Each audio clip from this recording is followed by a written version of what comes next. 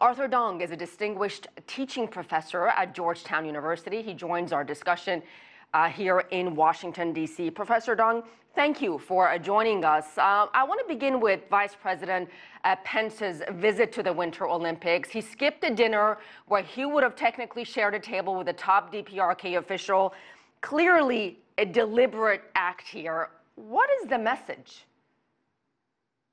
Well, it's very clear that the sort of standoffish attitude that Vice President Pence demonstrated during this moment, certainly sending a signal that the United States wishes at this point to remain distant from a direct discussion with the North Korean representatives.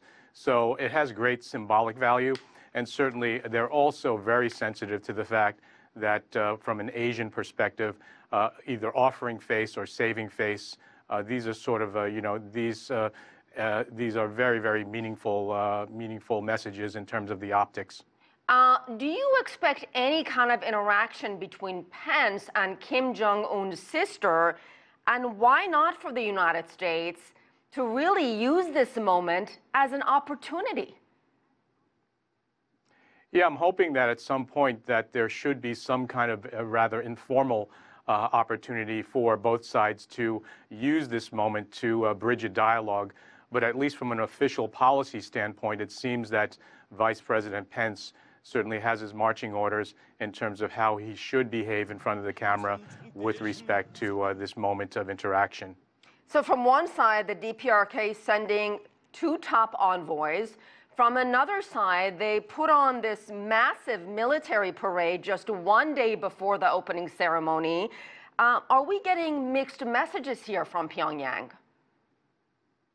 Yeah, I certainly do think it's a mixed message because on the one hand, it seems like they're offering an olive branch of reconciliation by sending such high-level people to be a part of this Olympic moment. But at the same time, behind the scenes at home, marching troops around, sending a signal that maybe things have not changed as much. So it is this sort of duality in terms of the unpredictability of Kim Jong-un and the North Korean regime that has many sort of on their edge. And I think the big question everyone is asking whether Olympics will actually open the door to face-to-face negotiations, and then what is going to happen once the Winter Games are over? I think the world is certainly watching with a great deal of interest as to how these two parallel dramas are playing out. The one drama is the athletic contest that's happening on the ice rinks and on the mountains, and certainly the parallel political drama that is unfolding before our eyes with regard to the rapprochement of reconciliation, the possibility of an opening dialogue between both South and North Korea. Obviously, if there's any opportunity to dial down the tension and perhaps even avoid war, I think that would be a very, very welcome opportunity on the part of the great powers of the world.